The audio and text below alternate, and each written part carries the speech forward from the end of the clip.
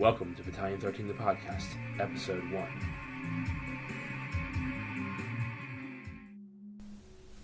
It was a dark night. The moon remained hidden behind a series of clouds. A shimmer of light filtered through the unsuspecting sky to reveal a city that was otherwise hidden by the shadows of night. This was no ordinary light. Distorted, it shone in all directions. It was a rift, and through it came an unnamed infestation. Legions of shadowy figures, each one different in some twisted way. Some were easily identified as vampires, while others appeared to be human. They were dressed for battle.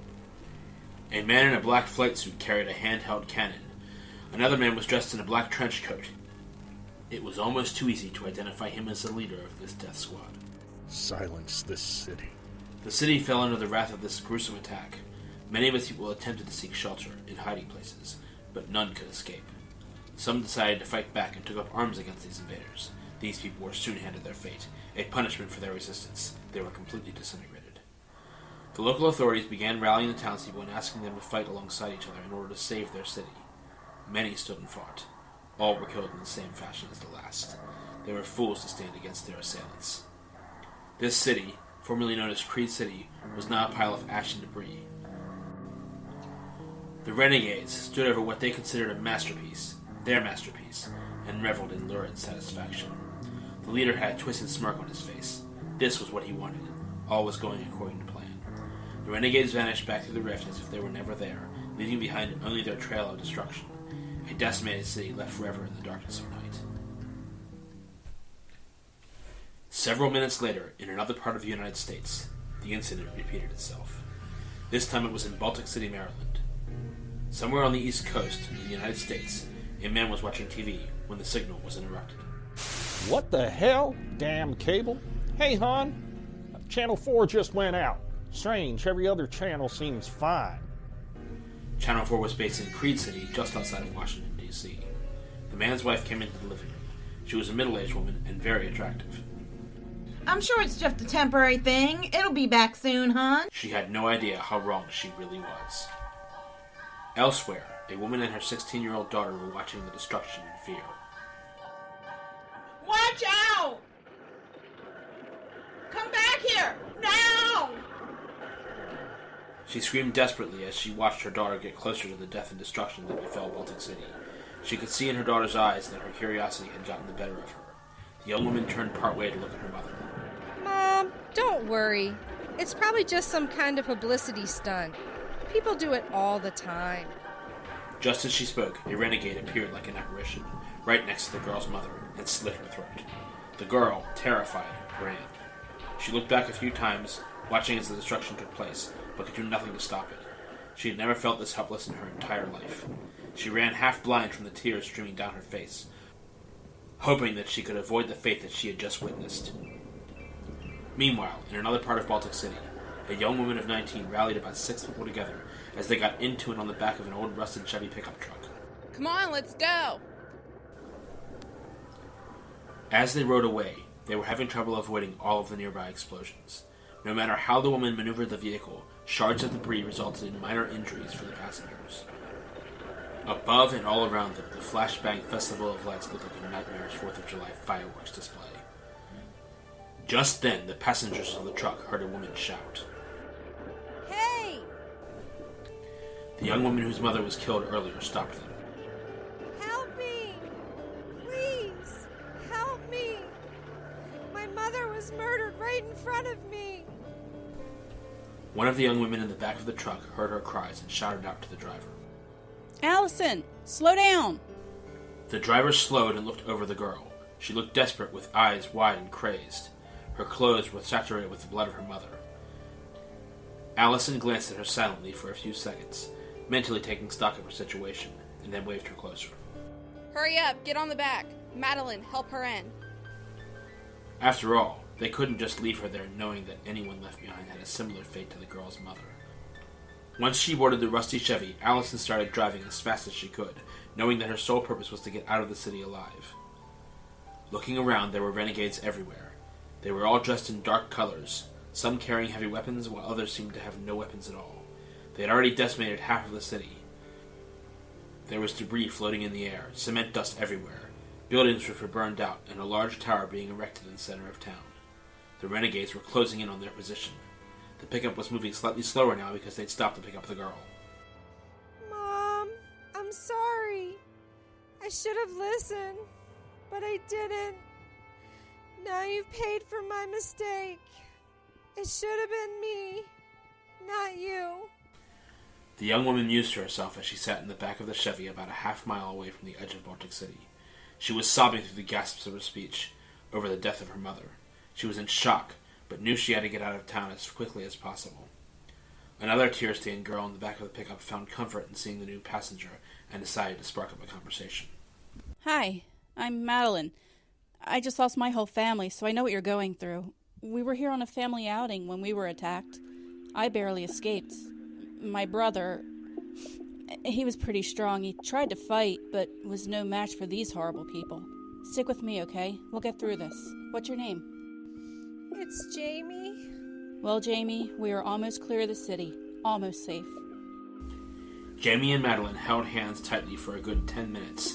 They were almost clear of the city when the pickup triggered a small landmine, effectively destroying the truck and killing the driver and everyone in the front seat. Only the few of those who were on the back survived because they were thrown clear of the blast. The 4 survivors quickly ran for the town border and successfully crossed it. Across the border, everything they saw seemed intact. Apparently, the renegades' strategy was to destroy only one town or city at a time. The survivors decided to get as far away from the vicinity of Baltic City as they were able to using their willpower and energy reserves. The journey ahead meant strenuous hours of walking with little rest. They decided to head west towards Reisterstown. Maybe they could find a peaceful place to take stock and gather resources. The further away from their assailants, the better. Later that evening, the renegades attacked yet another city. This time it was on the west coast, a city called Angel Cross. This city was unaccustomed to crime, so there were no feasible defenses against their assailants. The police stations, although prepared with full armories, were unprepared for this onslaught. They just didn't have the training. Their weapons were no match for that of their attackers. Again, many tried to reach shelter, and again, no one survived long enough to do so. Cries of pain could be heard for miles as the attackers tortured their victims until agony was all that was shown on their faces. Only the dead would forget this horrific day of reckoning. The city was obliterated in a few short hours. Wicked laughter was heard as they left the city in the same strange, undetectable way that they entered it. With millions dead, the renegades felt that they did the job they came to do well. Their new weapons and form of travel were much more preferable to those of their old ways, such as planes, trains, or other types of land vehicles. In this way, they could assure there would be no need for mechanics, or at least not auto mechanics, at least not yet. They were in the process of designing new and improved weapons and vehicles that would have the ability to work after travel to another dimension. That was how they traveled undetected. This was how they brought destruction to town after town, city after city. These renegades used the most destructive form of attack, not to mention effective, and for now, they were unstoppable. Meanwhile, on another Earth, all he saw was darkness, shadows, and smoke. He knew this couldn't be the way it would end. It had to be better than this. He closed his eyes and concentrated. Then the smell changed from burning wreckage to a smog-filled city at night. He opened his eyes and saw the street. He recognized where he was. It was Baltic City. He looked around and then ran toward what seemed like a safe place. Suddenly the lights dimmed and then disappeared. He looked to the sky and saw nothing but darkness. Then it appeared out of nowhere. A red and black flickering chasm. He knew that chasm. It meant nothing but pain and suffering every time. He knew what he had to do. He closed his eyes again and concentrated. When he opened his eyes this time, he was in the same place, but it was daytime. People brushed past him on a busy street. He turned around and saw his friend Nathan standing behind him. Darien, why didn't you protect us? Nathan's voice faded as his tall and slender body melted away. Darien backed up and noticed that again it was pitch black. He looked up and there it was again, the red and black flickering hole in the sky. He couldn't escape it no matter what he did. This time he decided to see it through. He watched as hordes of horrible things came from the sky and began decimating the city. He'd seen some of these types of things before, like the vampires. He knew how to deal with them. But there were other things that were far more horrifying. Darien decided that he had to do something.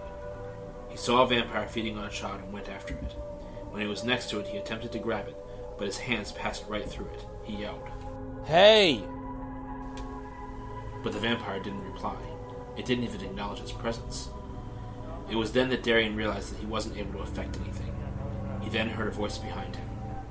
Isn't this the way you expected things to turn out? Darien knew that voice. It was somehow familiar, but the recognition was distant in his mind. Darien spun around to see who was talking to him. He opened his eyes and woke in a cold sweat. His breathing was slightly labored, but only for a moment as he came to grips with his current reality. He looked around and found that he was in his bedroom, and that it was 7:30 a.m. He suddenly realized that it was his last day of high school. Shit! He ran to the bathroom and turned on the shower. Darien, I was next in the shower. I have to get to school. Sorry, Madeline. I'm going to be late for my classes. I have to get there quick. I'll give you a ride if you want, as long as you're quick. Well, hurry up then. Almost done. Kristen walked down the hallways of the school for the last time as a student.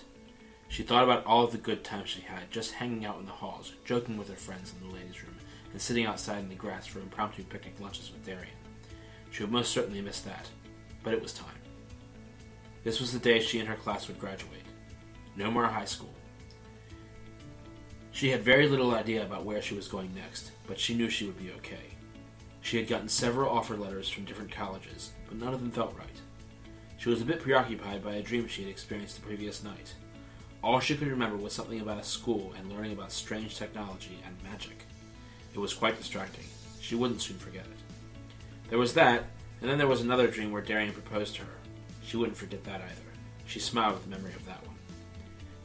As she walked through the halls, she came upon her good friend Denise. Hey, Denise, how's it going?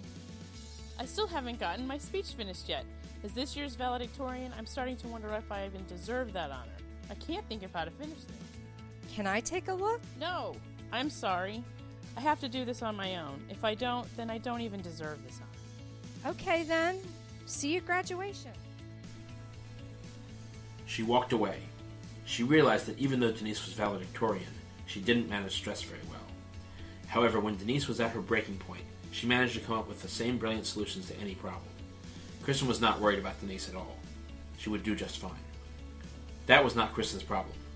Kristen's problem was deciding whether to tell anyone about her dreams. She knew what Darien would say.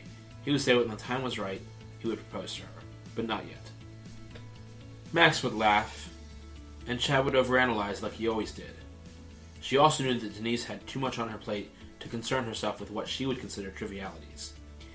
If it was not about her current project, which was her speech, she was not interested in dealing with it.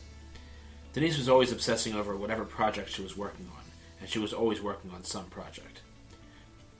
To some people, Denise seemed self-centered, but her friends knew that Denise's strong passions lied in her true nature to make the world a better place one project at a time. It was not so much the proposal dream that Kristen wanted to talk about. That was no mystery to her.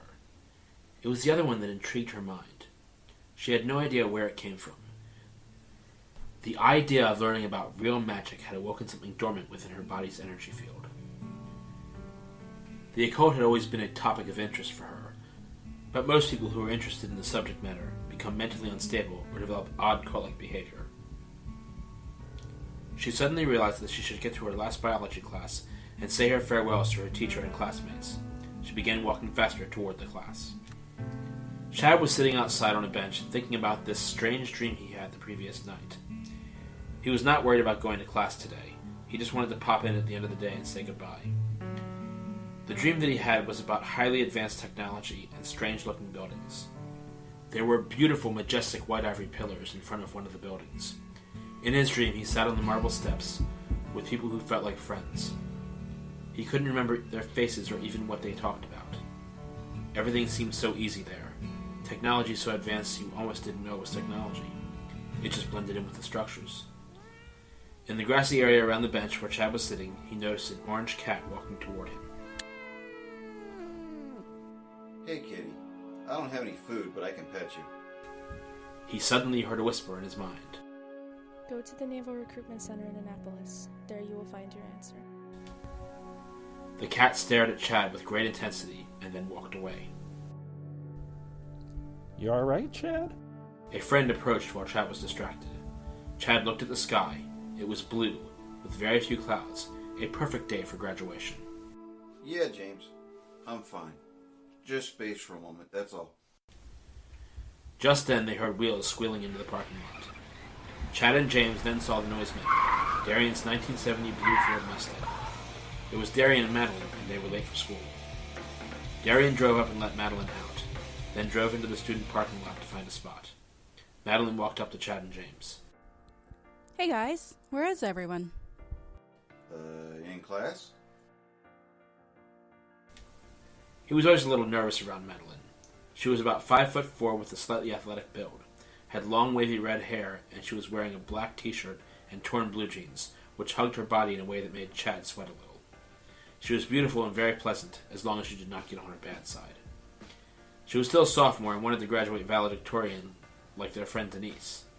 She smiled at him sweetly. And why aren't you there? She was always checking up on people academically.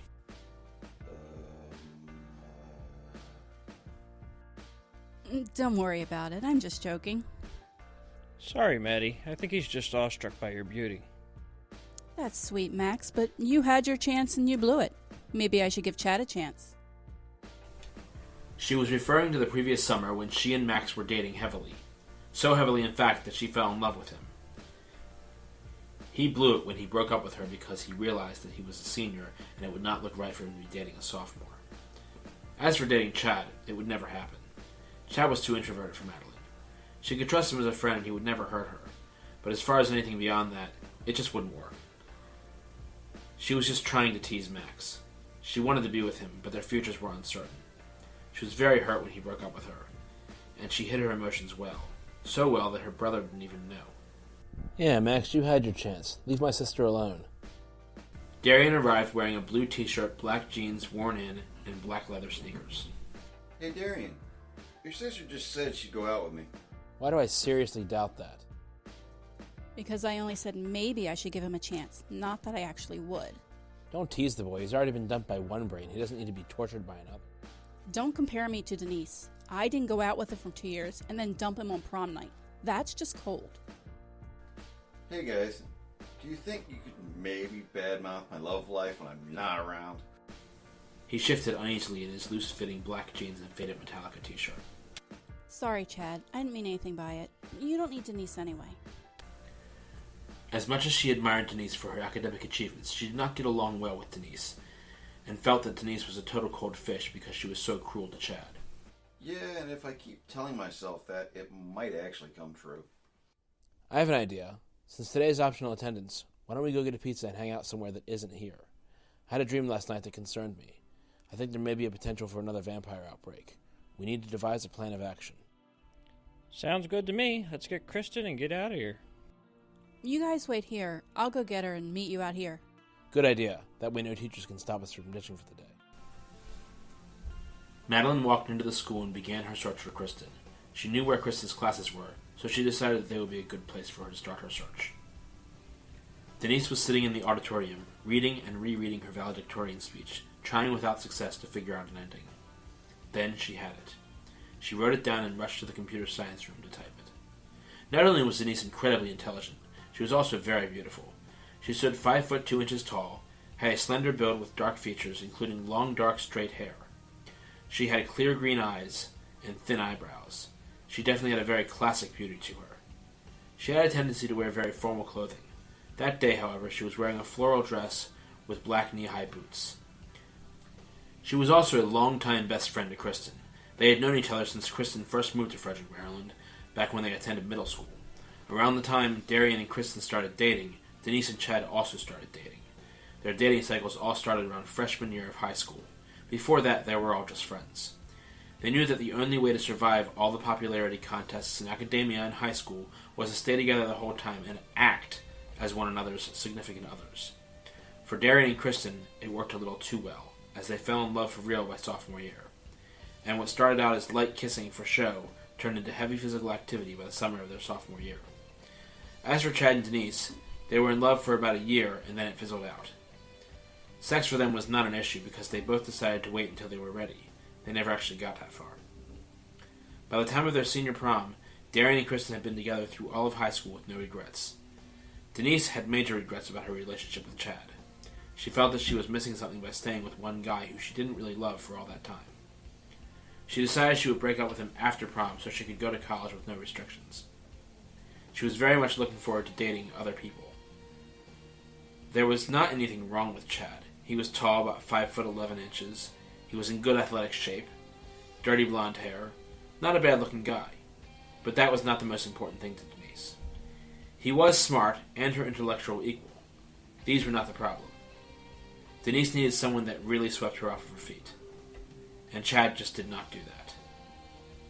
She saw the way Darien did that for Kristen. He was very romantic and constantly did things to show her how much he loved her. Not to mention the fact that Darien looked great. He had long dark brown hair tied back into a ponytail. He was 5'9" tall, had a semi-muscular build, and from what Kristen had said, everything was in good proportion. His eyes were a forest green that turned a slightly bluer shade when he was happy. If he were not with Kristen, Denise would have tried to date him herself. She would never tell either of them that, for fear of making things awkward. Then she thought about Max. Denise knew about Max and Madeline. She thought it was cute at first, but when Max broke up with Madeline because of her age and grade level, it made him look like a jerk in Denise's eyes. She definitely did not like him.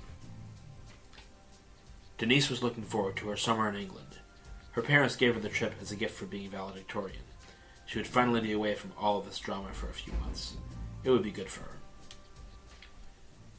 Kristen was sitting in her biology class, playing hangman with her classmates for their last day, when Justin walked into the room and sat just a little too close to her. Justin was somewhat tall, about 5 feet 8 inches, and very thin. He had a fiery red afro and was highly annoying. He had been trying to get into Kristen's pants since middle school, when she first moved to the city. Even then, she was in love with Darien. Justin was just obnoxious. Besides being horribly annoying, he was always trying to start fights with Darien as if Kristen was just an object to be won in a random fight. Who could blame anyone for being attracted to Kristen? She was 5'6" tall, had a slender yet athletic body, and she had long blonde hair down to the middle of her back, and a beautiful face. Darien was a lucky guy. Hey, Kristen. What say you and me get out of here for the day and go catch a flick? Hey, Justin. What say you get lost and I don't kick your scrawny little ass myself and then let my friends join in on the fun? And it would be fun. That might be fun. I'd kind of like to see that. Hey, Maddie, what are you doing here? Well, I'm late for class, but I stopped by to tell you that your friends are waiting for you outside by the bench. Front or back? Side, actually. Right side. Hey, I've heard of going in the front door and the back door, but never the side. You must be one wild girl, Chris. God, I'd love to see her and my brother beat you down. Justin, I hope for your sake we never see you again after graduation. You really should save yourself the embarrassment and walk away if you ever see me or Darien again. Madeline hurried off to class as Kristen stood to leave. Kristen approached the teacher. Yes, Kristen, you may go. Kristen got into the hallway and then walked swiftly towards her friends and freedom. Darien, Max, and Chad were the only ones left sitting around the bench by the side of the school. James had decided to go to class and say goodbye to his friends and teachers. Darien decided to confide in his 2 closest friends before Kristen got there. Hey guys, I have something to tell you. You know how I've been working at that pizza place for the last year? Yeah. That would explain the constant pizza you bring every week and the smell in your clothes after every shift. Yes? Well, I've been saving my money for this. Darien reached into his pocket and pulled out a little felt box and opened it. Inside the box was a white gold ring with 4 small diamonds in it. It looked expensive. Wow. You're actually going to ask her to marry you? Darien was a little thrown by their reactions. You guys saw this coming? Max made a hand motion to Chad, indicating that he wanted to field this question. Come on, Darien. You two have been in love with each other since middle school. We predicted this in the 9th grade when you two made a pact to act like you were together just to get through high school. I think the whole school knows about you two. This is the next step. This is what happens when you grow up.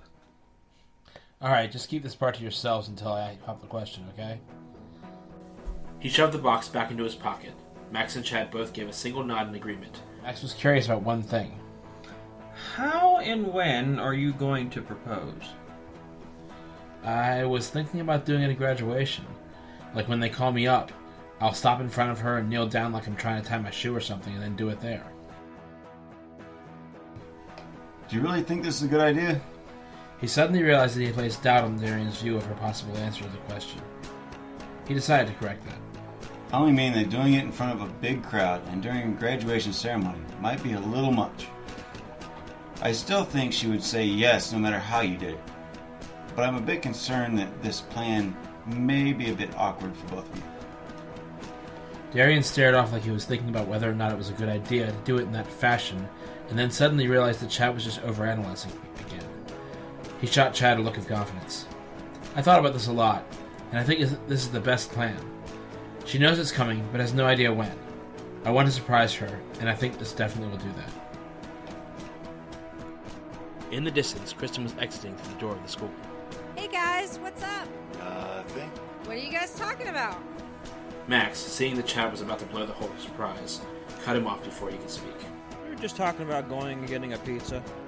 Okay, so why the weirdness? No reason. Let's get out of here. We'll go get that pizza and hang out a while. If we go to my work, I can get us a discount too. Yeah, that sounds like fun. She was still suspicious, but figured it would have to wait for now.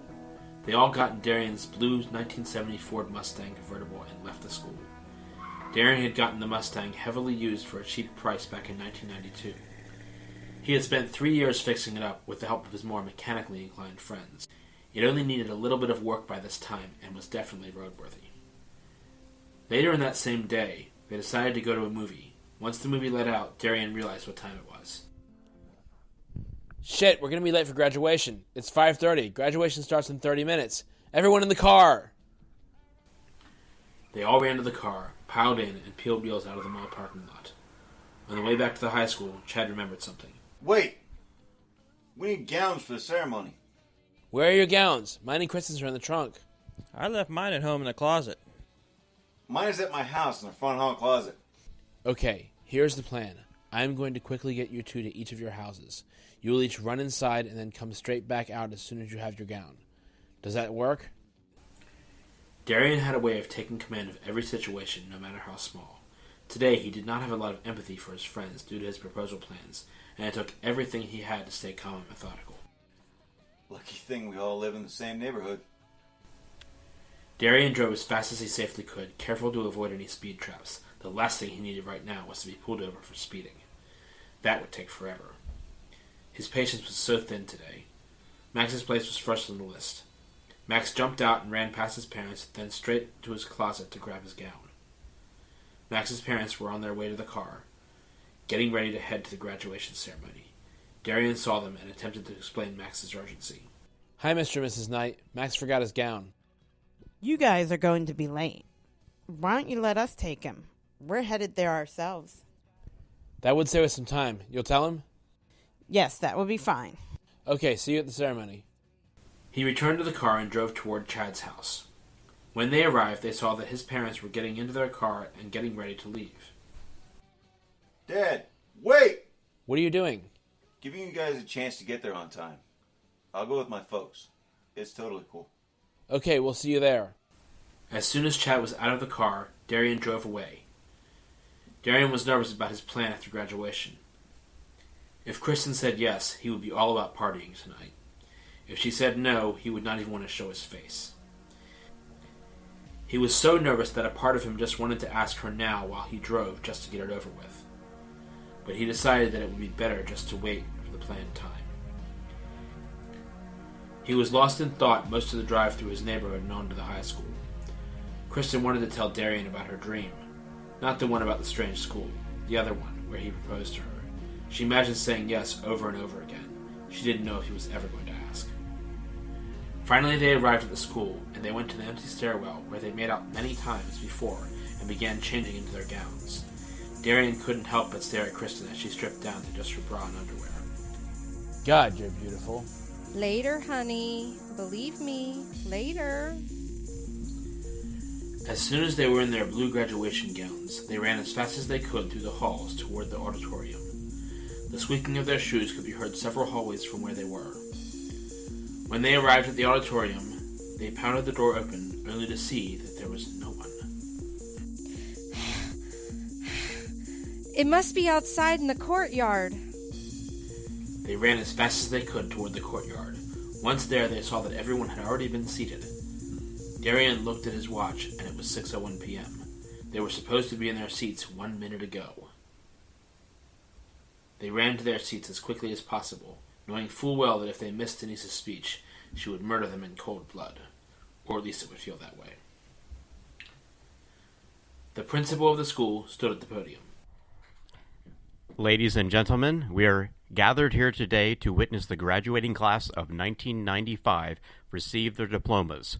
First and foremost is the speech from our valedictorian, Denise Winters. She was sitting in a chair to the left of the podium. She stood and walked over to it. Hello, students of the class of 95. Today we graduate and move on to the next stage of life.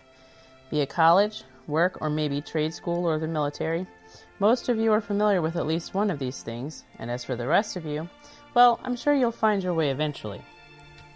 She smiled wryly, and the crowd laughed. What I really want to say to you all is, we've had a good time here at Thomas Johnson High. Granted, not all the times were good, but overall, if you've made it this far, you're here with us today, you should feel accomplished. However, it is not over. There is more to go. Some of you already have the skills that can help carry you into the next millennium. The rest of you will hopefully get there one day. During the course of the past 4 years, we have all forged friendships, and some have even forged loving relationships that have seemed like they would last forever. After tonight, we may never see each other again. It's okay. I know it's okay, because those who matter the most to us will never really go away. They will always remain in our hearts and in our memories. So I say to you, the graduating class, good luck. Work hard for what you want, because it doesn't come easy. Denise stepped aside and allowed the vice principal to get in front of the microphone. She had to wait until the cheering of the crowd had finished. Good evening, parents, friends, and graduating class. I would like to begin calling the students up to the stage to receive their diplomas. The vice principal began calling names in alphabetical order. About 5 minutes in, she called Chad Ender. Chad walked to the stage and received his diploma. Darien knew that this was his opportunity. As soon as it was Darien's turn, he would start walking over toward the stage, and as he passed Kristen, he would drop to one knee and propose to her. The list of names went on for a while, before finally getting to the K's. He was nervous to say the least, but he knew that his name would be called soon. He wanted to stick to his plan. Finally, his name was called. Darien Kaine. The vice principal called, her voice projecting through the microphone. Darien walked toward where Kristen was sitting. Fake tripped and landed on one knee right in front of her. Without letting her see, he silently got out the black box. Kristen was concerned when she saw Darien trip. She immediately attempted to help him to his feet, but he would not budge. Darien? You alright? He repositioned himself to face her, but still down on one knee, continued. That depends, Kristen. Darien Kaine. Darien's friend James urged him to get on with it. Darien, go get your diploma. Darien looked up at James, then the stage, then back at Kristen. Kristen? Yes?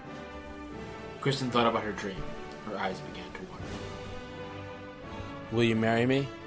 As Darien spoke, everyone who heard, who had known the two of them through all of high school, smiled. And it was easy to tell that they all saw this coming. A few people cried. A few laughed. Kristen, however, was stunned still. She was happy and crying, but also in shock. She couldn't speak, so she did the only thing she could do. She nodded and then burst into tears.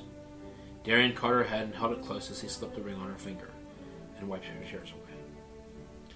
By this time, the whole audience knew what was going on, and they all cheered for Darien and Kristen. All that is, except one person, Justin. Justin was jealous as hell. He wanted Kristen, and now he knew that he would never get the chance. He decided that it was time he took that chance. They would all be at the graduation party tonight. All he had to do was give her a taste. She would want more, whether Darien knew about it or not. Mr. Kaine, please take this. The vice principal was still attempting to pry him from Kristen long enough to get his diploma so that they could get on with the ceremony. Darien ran to the stage, grabbed his diploma, and went to shake the vice principal's hand. I suppose for you and Miss McKay, congratulations are truly in order. Thank you, ma'am. Darien walked off the stage and went to sit by Kristen. The person sitting next to her respectfully moved and let Darien sit there. A few more names were called, and then... Maxwell Knight. Max walked to the stage, got his diploma, whispered to the vice principal, who then gave him the microphone. Darien, Kristen, congratulations from the class of 1995. After he spoke, there was a loud applause, and he got off the stage. Darien and Kristen were smiling. Kristen still had tears streaming down her face. As the graduation ceremony went forward, Kristen was caught up to receive her diploma. When she got to the podium and received her diploma, there was another loud roar from the crowd. She felt a bit shaky from everything, but managed not to tear up. She then left the stage and returned to her seat. About a half hour later, the graduation ceremony came to a close after Denise received her diploma. The crowd clapped for the valedictorian. However, the reaction was far inferior to the one Darien and Kristen had gotten. Denise was happy for her friends, but just wished they hadn't taken the spotlight from her. After the graduation ended, the principal stepped to the mic. And now I'd like to present the graduating class of 1995. Cheers were heard all over. Later, pictures were taken and gifts given. Darien's parents gave him the title of his car and said that he'd earned it. They had been holding it for him since he wasn't 18 yet. They also gave something to Kristen. Since her parents had died over a year ago, she had been like a daughter to them already. Kristen was given a beautiful wedding dress. Kristen was a bit surprised. Did you guys know about this? Are you kidding? He told us a month ago. I'm just sorry your parents couldn't be here to see you today. They would have been so proud of you. Thank you, Andrea. You don't know how much this means to me. Well, we also decided that since you two are engaged now, we don't see a problem with you moving into our place. At least until you get a place of your own, or go off to college or whatever. Eugene, thank you. But Darien and I haven't decided what we're doing after he turns 18. Kristen had turned 18 the previous December and had been living in an apartment with a few roommates that were in college. Well, you can stay with us tonight, and until you decide, if that's okay with you both, it's no problem for us. Oh, Dad, we were actually going to a graduation party tonight. When are you coming home? Not sure, but don't worry. It's over at James' place. It should be fine. It's just across town. Alright, we'll be up for a while. So if you drink too much and feel it's unsafe for any of you to drive home, give us a call. We'll be there to pick you up. Have fun. Thanks, Dad. Thanks, Eugene. I appreciate that. Kristen, you can call me Dad if you're comfortable enough with it. Okay, Dad. We gotta go. The party starts in half an hour, and we still gotta pick up snacks. Remember, Darien, we promised to bring something. They all said their goodbyes and got into Darien's car. Darien started the car and drove to the party. He was careful not to speed until he got out of his parents' sight. Justin was walking to the party from his house, which was close to James's place. It was getting darker and darker outside. He heard some rustling in nearby bushes. He went to investigate, figuring it was some sort of animal. There was a horribly pale-faced person there, who immediately jumped Justin and bit into his jugular vein. Justin tried to scream, but could not vocalize.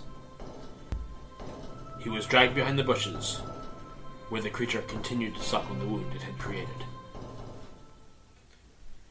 Darien and his friends got to the party about 7:50 p.m. When they arrived, they were greeted warmly by many partygoers. Everyone seemed very happy for them. James caught sight of them. Hey, congrats, guys. I think the two of you are going to be really happy together. Thank you, James. We're just happy high school's over. I've been planning this proposal for 2 months now. Kristen overheard what Darien had said, even though she was 5 feet away, talking to Denise. She walked over, spun him around, and kissed him passionately.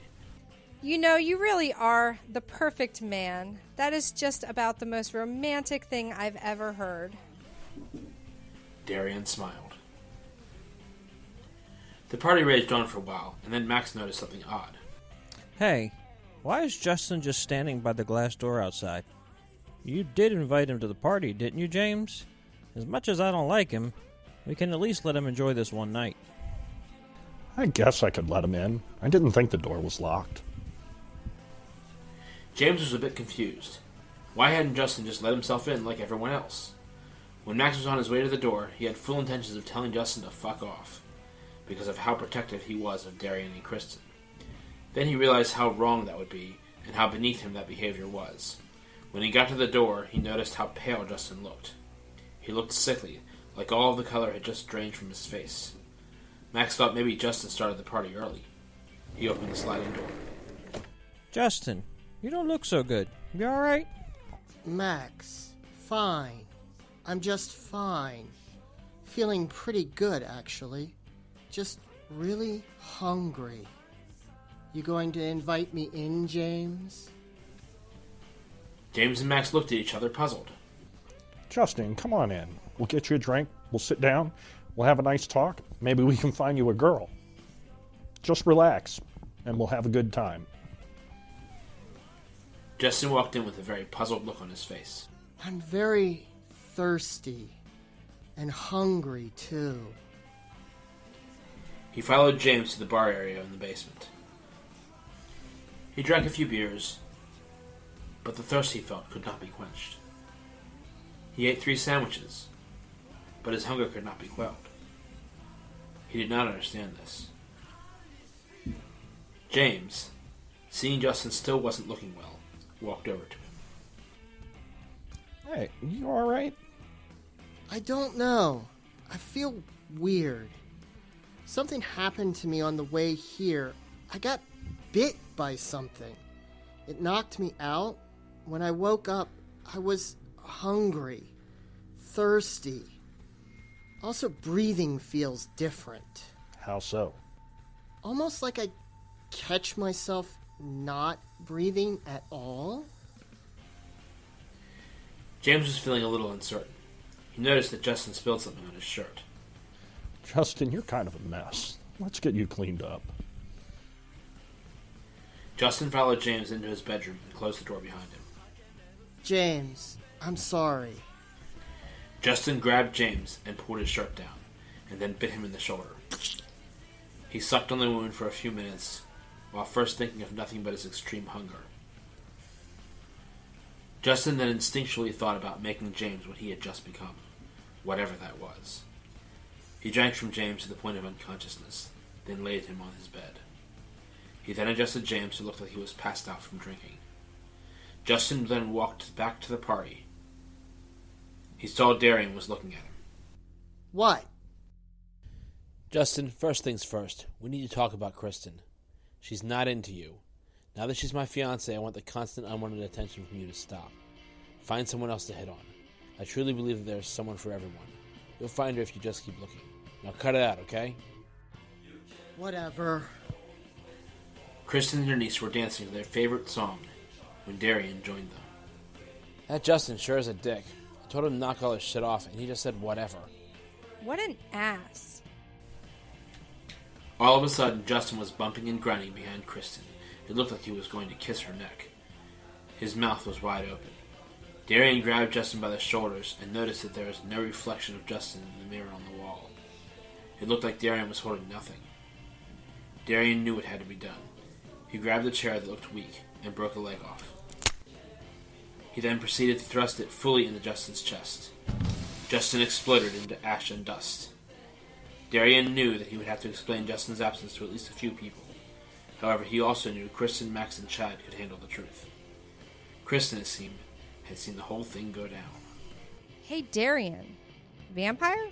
Yep. Well, he was an asshole in life. I would hate to see what kind of vampire he would have been. Good riddance to bad rubbish. Yeah, I was just hoping to leave things in a peaceful place with Justin. It doesn't matter now. You stopped him from hurting anyone else. That is all that matters. What about his parents? They're going to wonder what happened to him. No body to bury, and he'll never go home. What do we tell them? Darien was feeling guilty, but there was nothing he could do. Kristen stared downward for a moment, then turned her gaze to Darien's face. There was nothing you could have done. For now, we say nothing and we do nothing. The fact is, there is no evidence against you because there is no body to be found. They will report him missing, and eventually, they will pronounce him dead. This will probably stay with them for the rest of their lives. But if you were to go to them and say anything, they would think you are crazy and that you killed him. So we do nothing.